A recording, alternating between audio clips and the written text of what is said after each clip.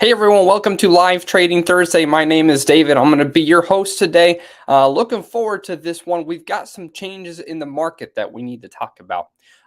So some good things that we're going to look at. But first, before we get to that, keep in mind, guys, that all the examples we're going to look at in this live trading session should be viewed for educational purposes and not taken as trading or investment advice. All right, guys, now that that's out of the way, you guys know how the drill goes, right? Go ahead and get your tickers and your stocks, all the trades that you want to look at in the comments. So both Facebook and YouTube should have that opportunity for you to put those tickers in so we can take a look at them together so we can see could they be setting up for a potential trade, right? So go ahead and get those in. While we're waiting on that, let's take a look at the overall market here. Overall market, S&P 500, here we go. You see this uptrend that has now started to fail. And we're starting to make some lower highs and lower lows. And kind of a big one for me was this 50-day moving average. When the 50-day moving average was broken yesterday, I was like, ooh, okay, all right, now where are we going? Because you can see it was pretty far extended. We had a few 50-day bounces back a couple months ago. And then we were, moving away from that 50-day, but it's not uncommon that you get a nicer pull back to the 50 and then launch from there again, right? But we didn't do that. We didn't launch from there. We actually failed and broke down yesterday. And today, not really looking like we're making up any ground there. So what is going on now, right? With the 50-day holding, it kind of begs, or with the 50-day failing now, it begs the question: are we looking at just a longer pullback, or is this a deeper correction? Are we just pulling back maybe to this line? Maybe I can pull this line further out. We going to hit that line and bounce up, or are we actually looking at another deeper correction that let's go to the 3-year. This is 2022. We've recovered most of that now this year. Are we looking at another major move down, right? So that's kind of the question that we have to ask ourselves. It's a little too early to get to that point yet to say, oh, yes, this is definitely a major move down. But the 50-day has broken here, and that's pretty significant. That's something we need to talk about. So in the short term, that means maybe we shouldn't be looking for bullish trades, right? The last few weeks now, the market has moved down, and this 50 days broken. So let's draw a new line here. We're going to go right about there. I'm going to put that line right about there. So we have 1 and 2 real touches there, and we've moved down from that line. I'm looking for another move up to that resistance line, that downtrending resistance line, and then a move down. If we get another failure at that downtrending resistance line, that's when I might be looking at an entry, for a bearish entry, that is. So you could buy a put, you could do a bear call, bear put, whatever the case. But for now, I'm not too interested in bullish patterns unless it's just a gorgeous pattern that is still maintaining and moving up off of support. There are a couple stocks out there like that, but for the most part, my eyes on the short-term trading side are going to be looking more for some bearish charts. So that's what we're looking at right now. John, I see Microsoft there. You want to take a look at that? Fantastic. We're going to get to that one. But I wanted to show you guys one thing before we do that real quick. As the market could be shifting a little bit now, at least in the short term here. And if we're thinking about looking for bearish trades, what is one way that we can do that well? And so I want to show you guys this. It's been a while since I've shown this. I know I have before, but I'm going to go back to my scans, right? There's scans in here that are pre-built in Charts by Tradeway. And if you go to scans, you can click the Outlook button. I like that one. And then there's bull, bear, stagnant, or volatile.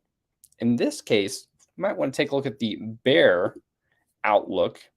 And then I'm looking for chart pattern declining channel. There's a lot of things on here, but my favorite one is, I just keep it simple, just a chart pattern declining channel. And that brought up 22 different stocks that the platform has recognized that are descending right now, right? So I want to go ahead and take this list, and before I even look at a chart though, I want to go ahead and narrow it down even further. You can see this volume category right here. I'm going to go ahead and click that a couple times, and it's going to order the volume in greatest to least. And you can see most of them, the volume's well below 1 million. And if you remember, we're really only concerned with stocks that are looking at trading 1 million or more, right? So I'm going to select these top few right here, just the ones that are 1 million or more. And now these, I want to go ahead and look at the chart. So after I've selected them, I click that checkbox button, select these guys. Now I'm going to click that beaker button. That's going to send them to research. And in the research is where we can get to the chart tab. And here we go. So first one up, Shopify, right? You can see that this thing's been uptrending for a while. I can pull this line out. There we go. And Shopify has also broken its uptrend and recently has been downtrending. Now, I say downtrending. It has been moving down, but it has not established itself into a nice trend yet. So this is one we can watch. But we don't even have another pivot quite yet to really put a good line on there. So keep an eye on this one, but nothing much more I can do with it quite yet. Next one, NEM.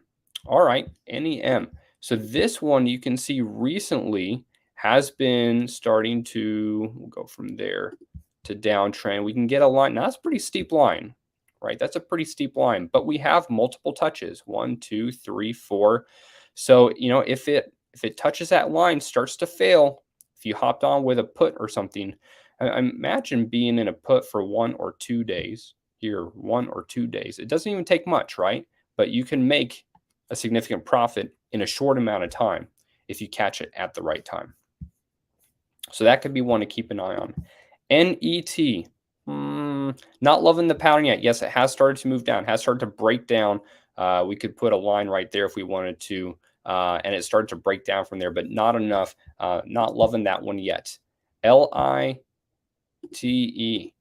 This one you can see had been downtrending there. We can grab a line maybe right about there. So, and it's moved down quite a bit from that line.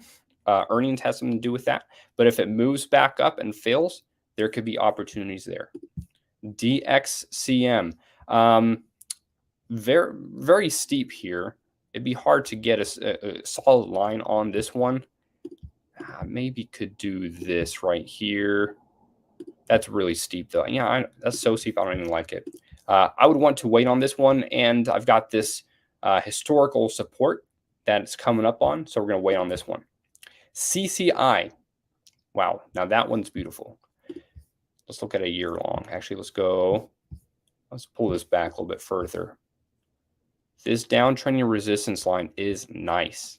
And this thing has been descending for a while, or downtrending for a while, right? The market has been moving up the last couple months, but CCI, Crown Castle Inc., has not been, okay? So that gives it even more firepower, if you will, once the market tone goes negative as well, and you have a stock that's already been weak, and now market tone's lining up with it. So CCI extended from the line right now, but definitely have that line on your chart, guys, because if it does pull back up, and it could take a while, this thing's not a volatile stock, which is actually nice. I personally like that. You can see it could take a week or two for it to pull back up and get back to that line. But then if it fails, there's opportunities there, right? I mean, if you had been trading this guy for the last while and just done some bear calls, right, when it bounces off the line, you would be highly consistent and be making some money, right? So that could be an exciting thing. ARMK, also it's starting to fail and move down. We can throw one line on here right now, but it's not confirmed.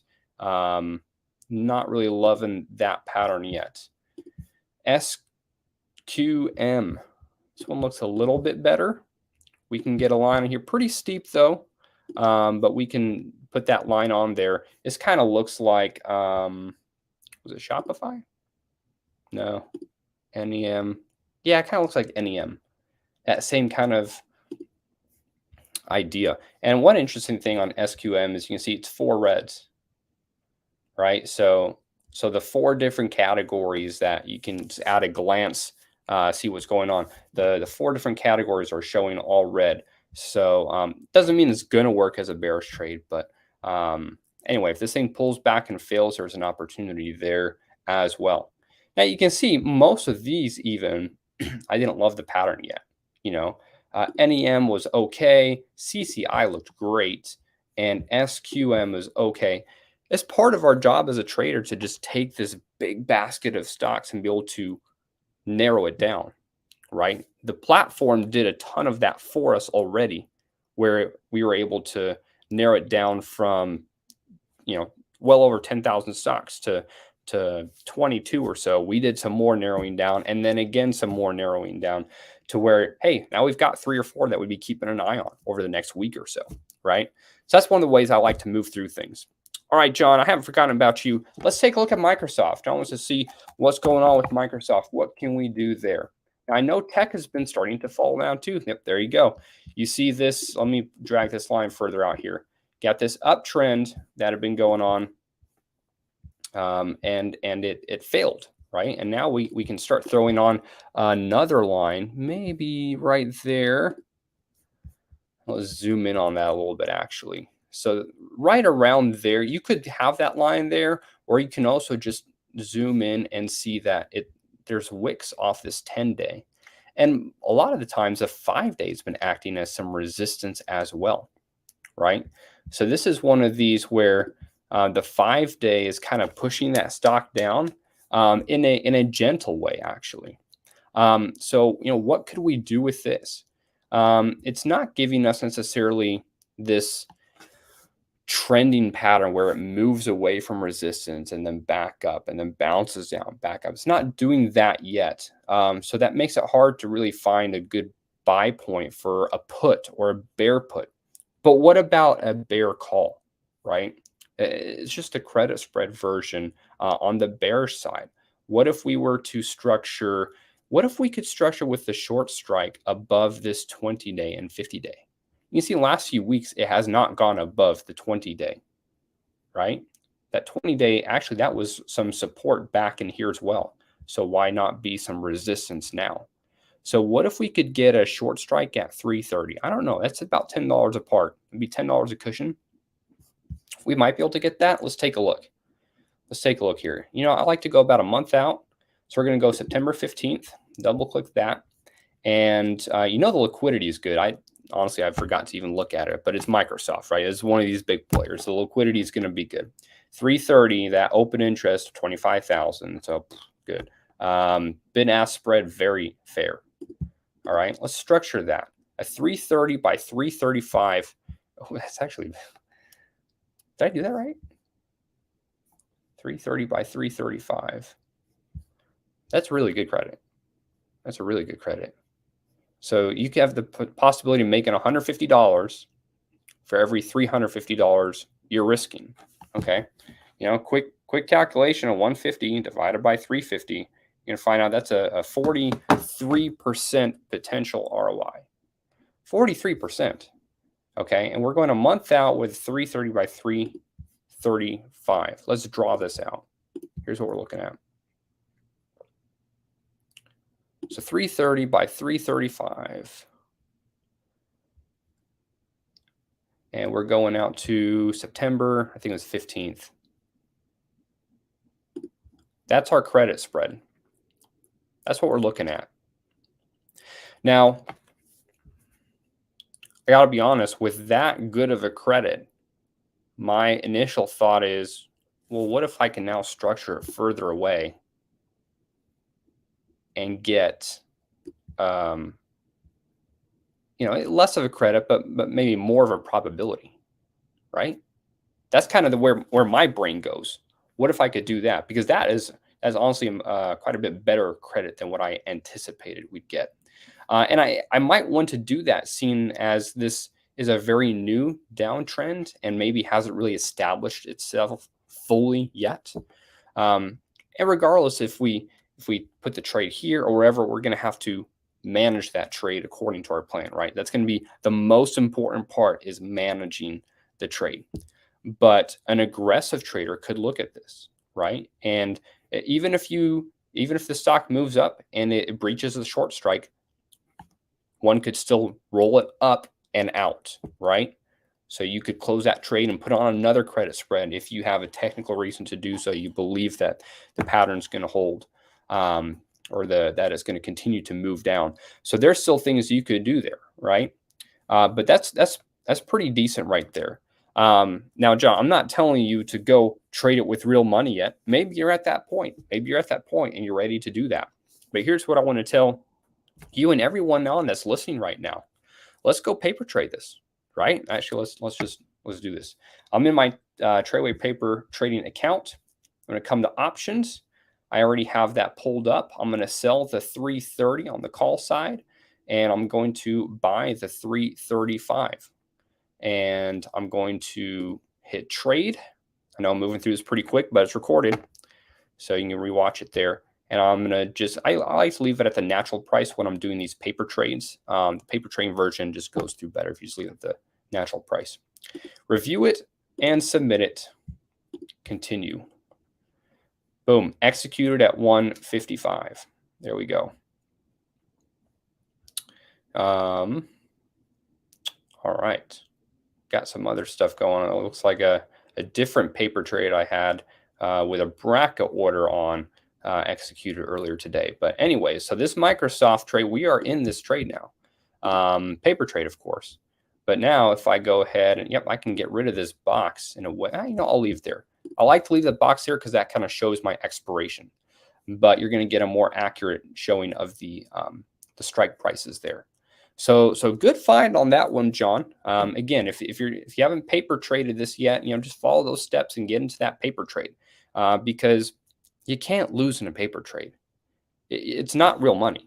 All you can do is learn. That's all you can do is learn. And so that's the beautiful thing about it. All right, Scott, saying, hey, David, would this be a good time to look at protective puts on our positions? Hey, that's a great question, Scott. Yeah, so if you've got longer term positions that you are not wanting to sell and you're wanting to hold them, this could be a time that you could consider doing some protective puts. Let's talk about that real quick. We don't have too much time, but what is that we're looking at? The protective put, we're looking at it as insurance. We're no longer using that right now as a tool to oh my goodness, what's the word? To speculate. We're not looking to speculate. We're looking to hedge or to insure our position, right? Great story of Mark Cuban, who did that with a bunch of Yahoo stock, saved himself billions of dollars.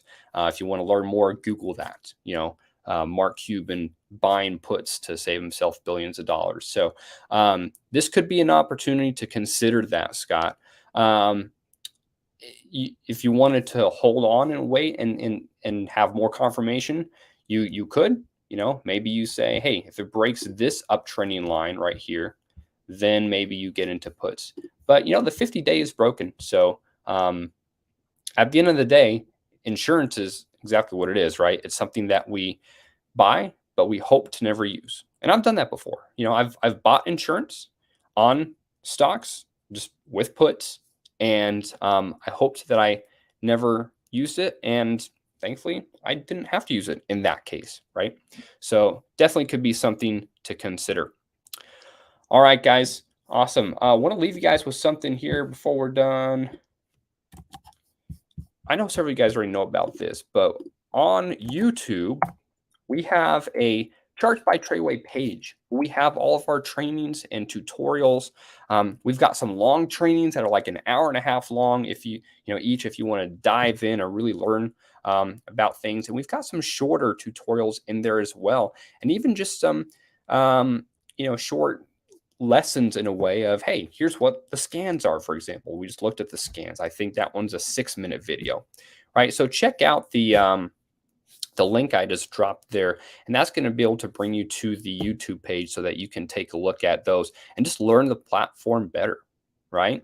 I mean, you guys saw it did not take long. It was just a few clicks of the button, and then we had this list right here. And some, within that list, there's beautiful patterns like CCI. Goodness gracious, that was a good looking pattern, right? Keeping an eye on that one for sure. I'd love for this guy to move up and then fail again. So anyways, it just gets me excited. But so much more in the platform that can help us in our trading journey. So go ahead and check out that link. It's completely free.